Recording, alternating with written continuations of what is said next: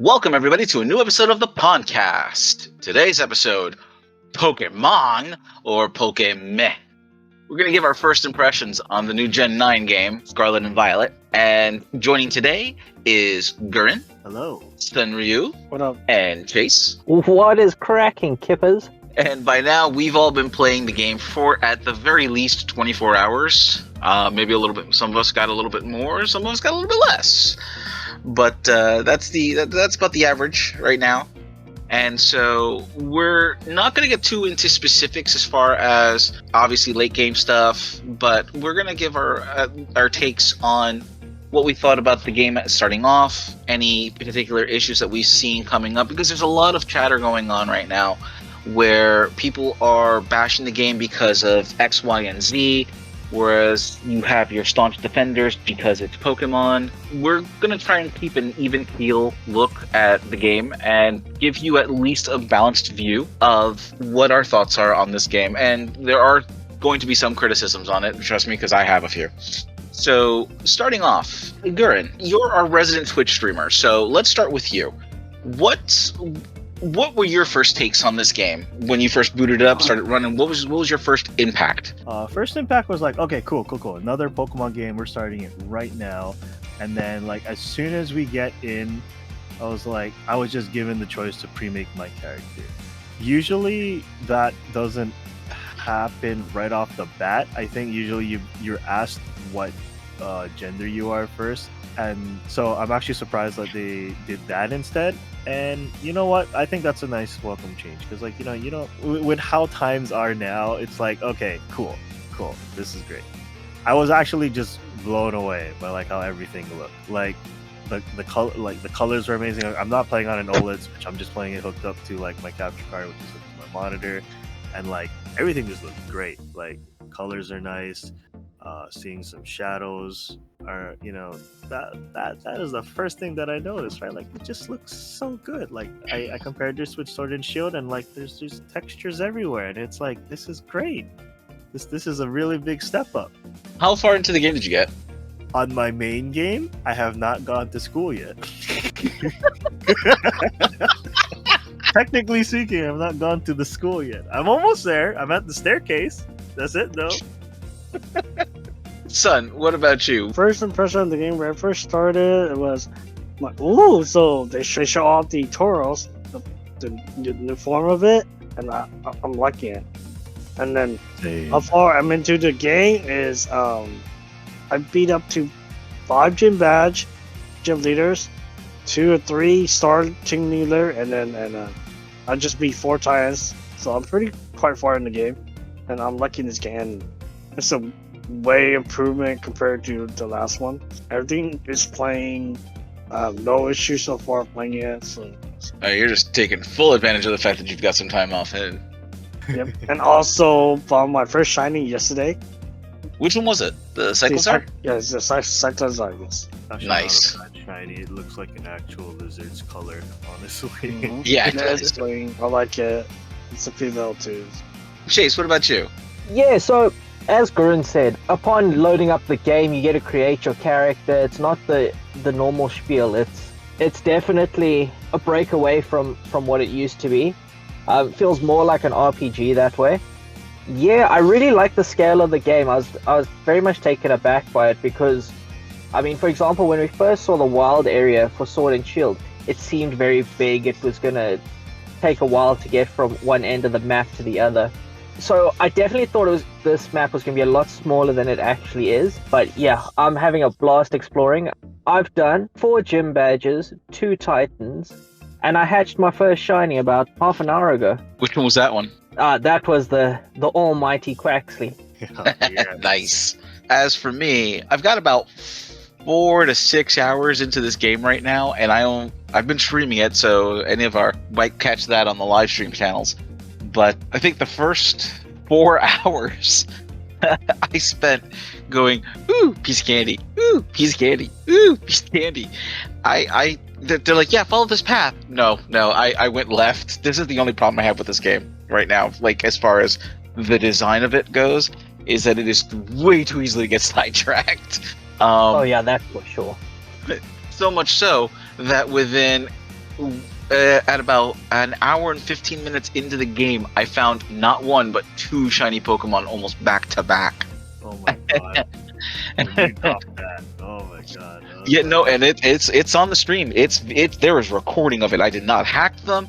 They just kind of were there.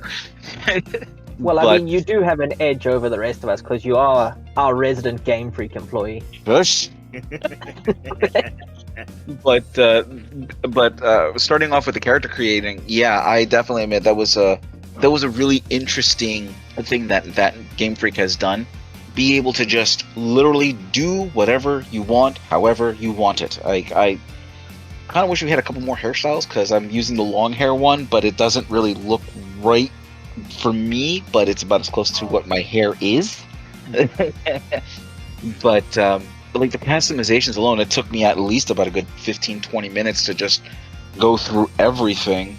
You know, the fact that they really just cut you loose almost at the very beginning. You can't really do much, so you really do want to get to the school as quickly as you can to really take full advantage of what's going on. But the fact that they really just cut you loose almost near the beginning, it's just like, yeah, go nuts. Once we get into the school, though, so getting into the school aspects, that's where you really start seeing some of the issues that you start seeing people talk about. Actually, there is an event that happens on the way to the school, and you have to progress slightly through the story where you get to play out this event. During that event, there's a bit of an issue where if you veer too far off from the main focus of this event, scripted event, you start getting very choppy, very slowed down, there's a lot of what I want to call interference in trying to do the exploring thing during this particular scripted event. I think that's something that a lot of people were focusing on as far as issues goes. There are also little things when it comes to the draw distance. The further someone or a Pokemon or a moving object is from the main player character, the more choppy the animation does start to look. But as soon as you get close enough, the animation smooths out on that. And I'm not entirely sure if that is an issue regarding the system in itself, or if perhaps the optimization of the game isn't where it should have been.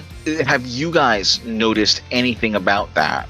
Oh yeah, certain cussing like during the classes will like start to lag like on the students, and then but most of my time that I've been playing it, it's a bit too bad. I've been having a good time playing this game. There's an upside and downside to this. Yeah, so there are a few niggles here and there. I mean, if we're honest, GameFreak haven't exactly been the greatest with their game optimization. I mean, you look at, I think it was Sun and Moon and Ultra Sun and Moon. The double battles were horrendous. It was choppy. I mean, personally, I dreaded having to do double battles in those games. And I think it's a similar thing here, but I think we're in we are in the fortunate position that they can just push a patch to the Switch that could help it out and be able to fully sort it out, but I do think they will be able to make it better. But overall, I think, before I updated the games, there was an issue of the Terra Raid dens going invisible and not clearing, but it's only really those two things that I found to be an issue. Most of the time, the game's running smoothly, it looks good. It is a very enjoyable experience, but it's definitely not a completely finished game, if that makes sense. Or it doesn't feel like a completely finished game. Yeah, I noticed a lot of the FPS drops when you're usually in a cutscene, or I think it was similar to like Sword and Shield too, right? Like Sword and Shield, like the farther like a Pokemon or something was away, like you can actually see like the choppy movements, like how it's moving. But like it's not to the point where like it kind of like it gets in the way of the way you're of you playing the game. So like I'll give that as a plus. Like you'll just see everything, like all these frame drops, all these weird slow down characters.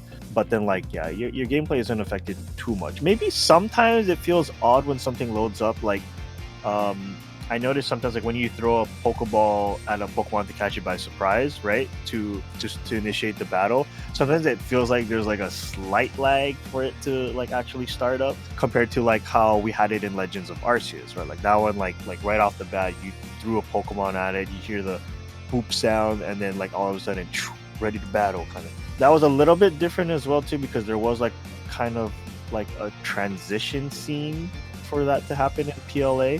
Compared to like over here, it seems like they're trying to like take that out where it just kind of seems seamless, but I guess as a side effect of that happening, there's like a slight lag. There are times where like I am in a Pokemon battle as well, and I can see like the ground like the Pokemon are standing on kind of like clips through. There's things like that. I think like earlier, I'm not sure if that's just a me thing though, or if that was like I thought I saw Paldean and Tauros like roaming in the background with choppy graphics, you know. And then when I went over there, I saw some Oink clones. Now that could just be me and my luck being like really, really bad at that point. But I don't know if that was an internal issue or something. And just by word of mouth and like a little bit of like 4chan researching, which I can't really say like this is accurate, but I heard like some things of like when the Pokemon Company or GameFreak tried to create this game, what they did was they tried to make everything render at the same time, and that's why we're getting like this like these choppy like FPS drops and like graphics. And I think because of like how much power the Switch has as a system, it's not able to like what you said, like Draco, like fully optimize that capability. So like that's why we're getting all of this. I haven't seen any more problems in that. Like if there's anything I could recommend, I would just say get that day one patch. It should definitely improve your performance or your gameplay or whatever you're seeing by a good amount. For me, other than some of the stuff I mentioned beforehand, one of the things I noticed is I was gaming with two of my other buddies, and as we started pushing out into different directions, there were times where the game felt like it did slow down a little bit. It was trying to keep up and process the location of where everybody was, and you can definitely feel that the further out you go from the main area, even though everyone had their own copy. We're on our own individual systems, on our individual places of living. You could feel the system, the Switch kind of struggle a little bit to try and keep up with maintaining all of that information at the same time so that it's all being shared. But moving into the aspect of the classroom in itself, the two things that hit me really hard during my playthrough that was being streamed was, number one, the classroom scene. If you look very carefully, if you haven't gotten there or you're going to do another playthrough, when you get to that scene where you've got Nimona sitting in the classroom, if you look at the characters to her right and behind her, they are fully animated. They're absolutely fully animated. They are moving. There's little touches that you can cleanly see. The students on the side, however, are animated differently. They look like they have keyframes and maybe one tween or two, but they're not fully animated the way they should be for that scene. And it is very jarring, even compounded with the fact that the students in the very back row aren't moving at all. There's zero motion to them. And so, as someone who studied art, that in itself is very jarring to see. You are definitely mixing different types of animation. So it's either, it should have been either static or it should have all been animated, if that was the case. And it was extraordinarily jarring for that.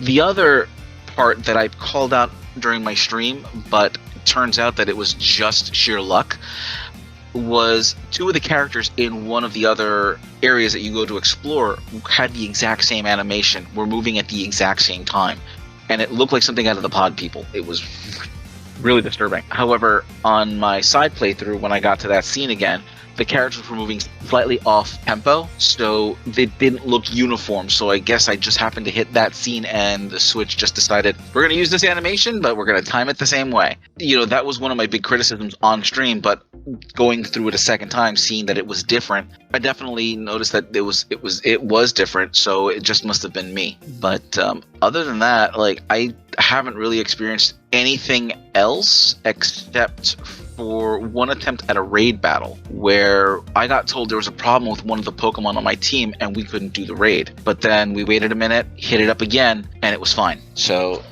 I don't know what kind of a bug or a glitch or whatever that was. Yeah, I also had that issue. I tried to do a raid with buddies, but I couldn't get in if I was still online because one of my buddies was hosting it. It kept saying, and it was the only one in like the party because I was trying to figure out which one it was. And that was the only one it wouldn't let me in with. So I think that's just in an attempt to stop these hacked raids and all of that because, I mean, there's a serious crackdown on those. I mean, you join a hacked raid, you get your Switch bricked from going online almost instantly. I don't know, because it was really bizarre. It was right after we caught a Steel Terra Charcadet, and we went to go into yet another raid because since there was 3 of us, there was crystals all over the place. And as soon as we tried to access it, and I hit my button to say, yes, get me in there. And they're like, there's a problem with one of your Pokemon. But then I tried one of my crystals and everybody was able to jump in. We didn't change teams or anything. And I was able to go, we went back to that first crystal and boom, there it is. No issues, no hiccups, nothing. It's pretty weird. Okay, hold on. I got one question for everybody. What is your favorite Pokemon so far? That's a tough question. That's actually a tough one. Tauros, the Paldean Tauros, but I have yet to see some more Tauros, so... One counter? Yeah, Tauros one more time. But biased side of me says Tauros. The edgy side of me says Cerulege. I really can't think of which one to pick, honestly. yeah, Scarlet is my... Fukuoka is probably one of my favorite starter for this gen. So. It's a toss-up between... Actually, no, it's not a toss-up. My favorite Pokemon that I have right now is my shiny Quaxley. Hands down.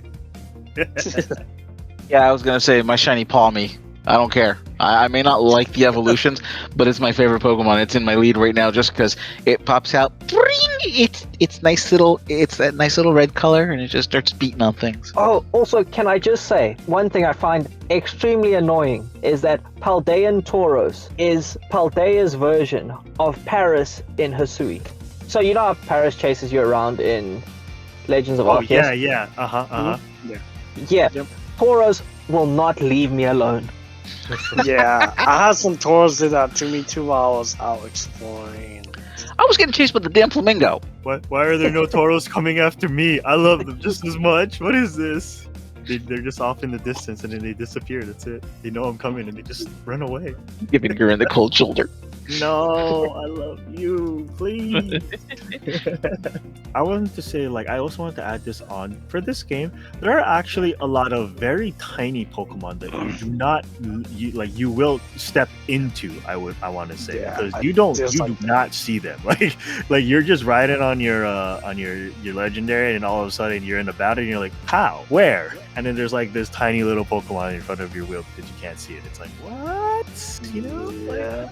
That's another thing. It's another gripe too, but Oh yeah, that's another thing. Another little niggle that I have with the game. When it shows the Pokemon on the mini-map, okay, it doesn't show them all the time, which I think I can understand why. Well, no, I can understand why it doesn't. But the Pokemon is never where it is on the map. Yeah, they need to fix that. That's true. It's like, I'm over here, but not really. Not really. Yeah, because I saw that new that mushroom Pokemon, right? The one that's what is it, a Divergent or something of? Oh, Toadschool. Yeah, Toadschool. I wanted it, but I can't find it. I'm on the mini map, it shows it. And I'm like, but where is it? It shouldn't be odd to see a walking mushroom. Yeah, I was the same. I eventually found it in a raid, and I was like, thank you, because once I caught that thing, it was on my team immediately. One more thing that I like, and then I will shut up, I promise. One more thing! I like how Ditto in the wild looks like other Pokemon, but once you encounter it, it transforms into a Ditto. I have yet to find a Ditto. Oh man. It shows up as a Ditto on the mini-map, but it is a different Pokemon. You kind of have to work for your Ditto, which I do enjoy. Watch, my first experience with a Ditto is when I finally find a Paldean Tauros, and it turns out to be a Ditto. So I guess at this point, I mean, we've talked about our first impressions coming into the game. We've talked about some of the little hiccups that we've found, and some of the criticisms that GameFreak has received as a whole. If you were each to sum up your gaming experience so far, where would Pokemon Scarlet, Pokemon Violet land as far as in your Pokemon playing experience, and what grade would you give it? Something, say, 1 out of 10. Yeah, so like I said in the beginning, I've had a blast playing this game.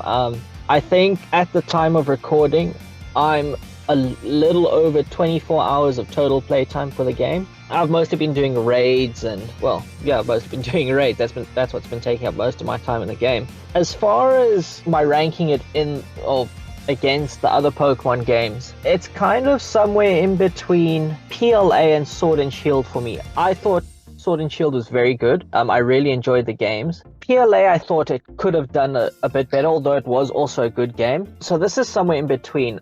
And a score out of 10, unfortunately it does have its issues. I would like to give it a 10 out of 10, but at this point, I can't bring myself to do that. So I'd say 7.5 or 8 out of 10. I'm actually having a lot more fun on this game than I was expecting. Compared to like PLA or Sword and Shield, if we use those two as references, because they're like the closest that we can think of as terms of like open world. Sword and Shield was like kind of like the first one to do it, right? So there was like Pokemon everywhere running around. Sometimes you'd still encounter Pokemon in the grass, like that are not in the overworld. And then you get the PLA where pretty much everything is on the overworld. So that was like their next step in trying to do something. Then you come to Gen 9, Scarlet and Violet, and like I think they did a really banger up job. You do see the Pokemon in the overworld. It doesn't seem like too much. It doesn't. Oh, maybe sometimes it kind of does, but it's not bad, so to speak. Like you see all these Pokemon like running around, doing their own thing, kind of look like they're actually one with the environment compared to like the two previous games. Because like usually in those ones they were kind of like just moving around by like default, like how their animations are. Maybe there were some things that are a little bit different, like Pokemon like falling asleep, laying down. You do see that again in this game, which was pretty good. But like everything else, I think it's pretty solid. Like I do kind of wish they had the catching mechanic from PLA come back, so that I don't necessarily have to battle Pokemon to catch them again, because I actually thought that was a good thing and wish they actually transferred that over into this game. Battling's not too bad. Difficulty is actually, honestly to say it, like I'm not having an easy time playing this game. I know there's no level scaling. You do have your own pathway to do things, but it's not really like a foregone path. You can't go anywhere you want, but there are some things I think you should do before playing. So if I had to give this game a rating, I think I would also give it like same thing about like with Chase, like either like a 7.5 to 8. Like it's not perfect. I think there's still some things they can work on, multiplayer especially. Like I don't see why they can't have a function where if someone disconnects, they cannot reconnect to your room, and you would have to set up the room all over again. I find that a little bit tedious. As long as you have the code, I feel like you should be able to get back into the room. But other than that, yeah, I would give it like a good 7.5, 8 out of 10. For the rating, I don't know completely, but so far I'm playing, I would give the gameplay at least about like an 8 out of 10. And then for like the new Pokemon that we're beginning, I would say I'll give it about 8 out of 10 so far. And I'm been enjoying it. So yeah, this could be some features that could be better than like. And then overall, I'll probably score it like an 8 out of 10 since I'm a Pokemon fan. And overall, it's pretty solid. Most performers been playing it, so I do like how you can go anywhere you want. You're not stuck to just doing one thing only. Well, for me, I'm definitely on the same level with you guys. As far as gameplay goes, it's got some bonuses from PLA, but like Guren said, I wish they had kept the catching mechanic from PLA into this version of the game.